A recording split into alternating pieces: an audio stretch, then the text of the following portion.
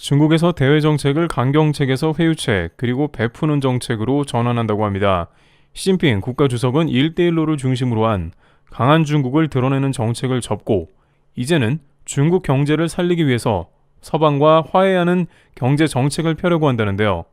그러면서 중국은 전 세계에 많은 해외 관광객을 보내며 화해의 제스처를 펴려고 하고 있습니다.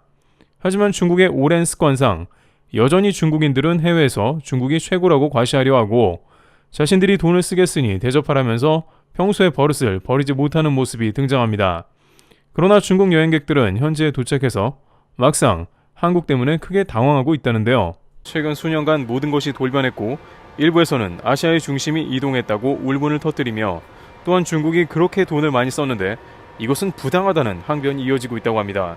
현재 어떠한 일이 벌어지고 있으며 무슨 이유에서 한국의 위상이 변화했는지 두 가지 경우를 모아보겠습니다.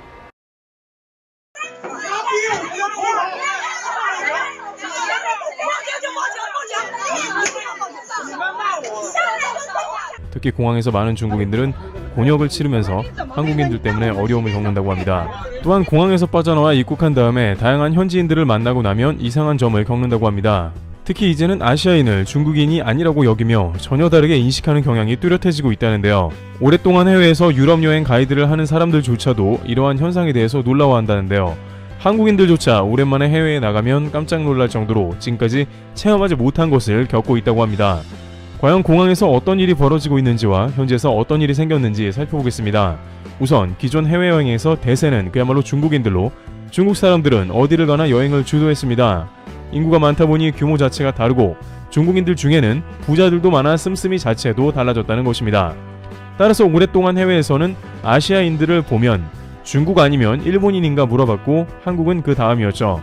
중국인들이 항상 강조하는 것은 우리는 전세계 대국으로 인구도 많고 돈도 가장 많이 쓰고 있다. 중국의 돈을 받으려면 중국인을 대접하고 VIP로 대우해야 살아남을 수 있다라는 것이었습니다. 물론 반드시 인구가 많고 돈을 잘 쓰는 면에서만 중국에 대해서 널리 알려진 것은 아니기도 합니다. 특히 각종 뷔페에 갔을 때 많은 중국 사람들은 다 먹지도 않을 음식들을 산더미같이 퍼가는 모습이 다양한 SNS로부터 공유되면서 중국 여행객에 대한 각종 매너가 도마 위에 오르기도 했습니다. 베트남 리조트에는 항상 일정 시간이 되면 과일을 리조트 한가운데 놔두는 서비스를 제공했습니다만 중국 관광객들은 마구잡이로 과일을 쓸어 담아갔고 해당 리조트는 돈 문제가 생겨 과일 서비스를 멈췄습니다.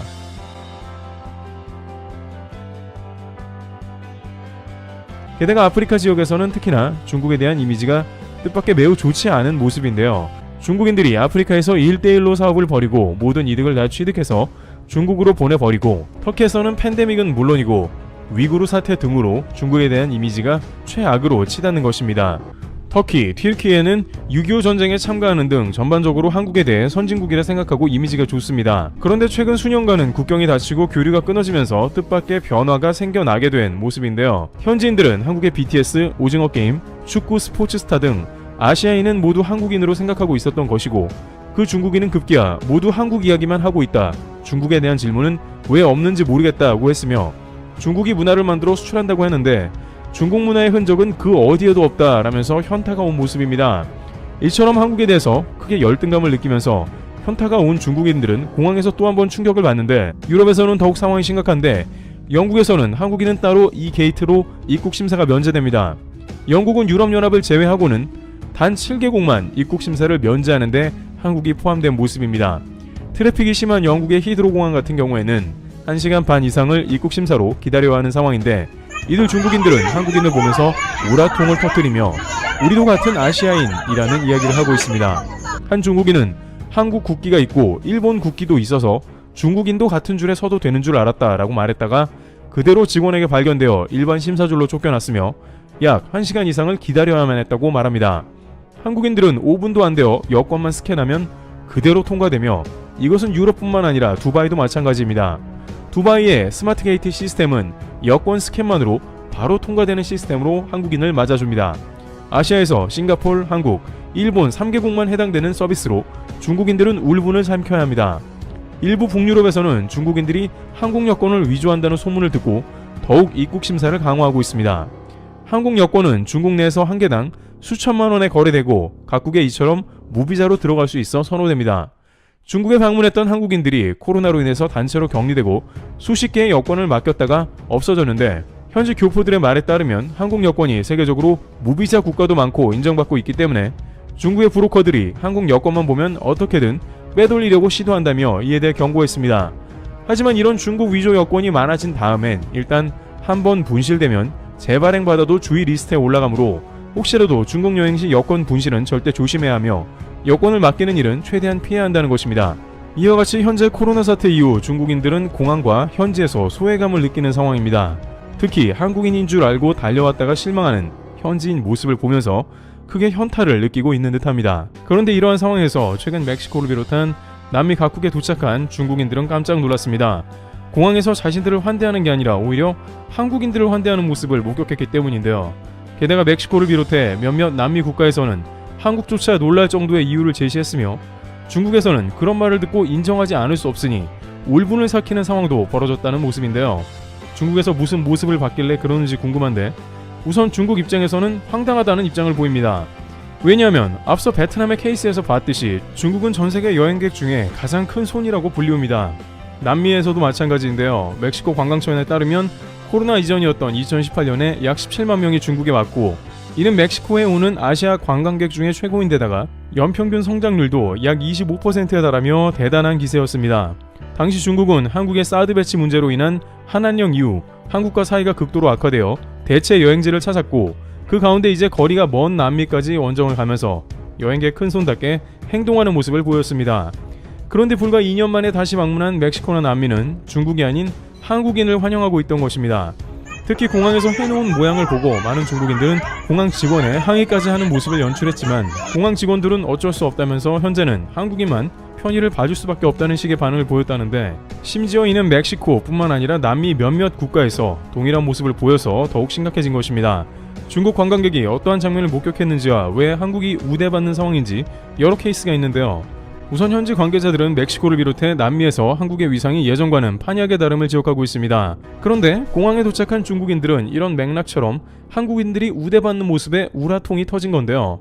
우선 멕시코 공항에 도착한 중국인은 가장 많은 여행객을 보내고도 중국어 안내판이 없는 걸 봤는데, 오히려 한글 안내판은 있어서 코로나 관련 안내사항, 반출입 허가, 통관 절차 등이 모두 한글인 것입니다.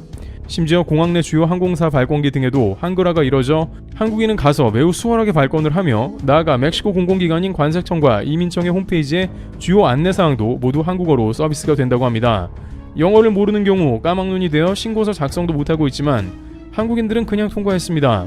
중국 관광객은 누가 제일 멕시코에 많이 왔냐고 항의하나 멕시코에서 돌아온 대답은 의외였는데요.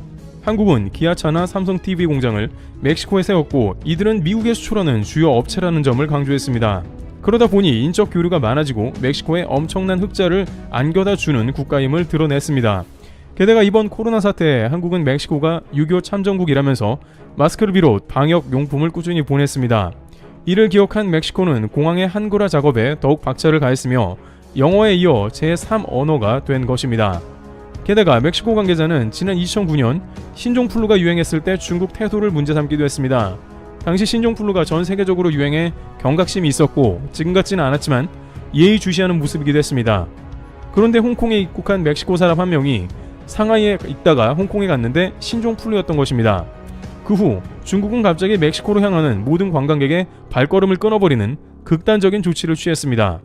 따라서 멕시코 외교 당국은 중국의 극단적 조치에 화가 나서 중국 여행을 금지시키는 등 좋지 않았습니다. 하지만 이제 반대의 상황이 되면서 멕시코에서는 중국에 대한 좋은 감정이 생길 수가 없다는 것이죠. 반면 한국은 멕시코의 방역을 가장 적극적으로 도와준 국가로 위상 자체가 현저하게 다른 것입니다. 비슷하게 방역 등의 도움을 받은 중남미 국가인 과테말라 역시 단독으로 공항을 한글화했습니다. 그러다 보니 한국과 중국의 국격이나 우대하는 것이 다를 수밖에 없지 않냐는 설명이 이어지는 것이죠. 그 밖에 페루, 브라질 등등 지난 2년간 코로나로 인해 한국과 중국의 격차는 크게 벌어지는 국면입니다. 이와 같이 한국인들은 위기가 찾아오는 이웃에게 따뜻함으로 대했고, 그들과 상생하는 정책으로 경제를 살리는 등 정직한 모습으로 대해왔기에 이제 그러한 것들이 서서히 국가가 대접받는 국면으로 돌아온다는 의견입니다. 트래블TV였습니다. 감사합니다.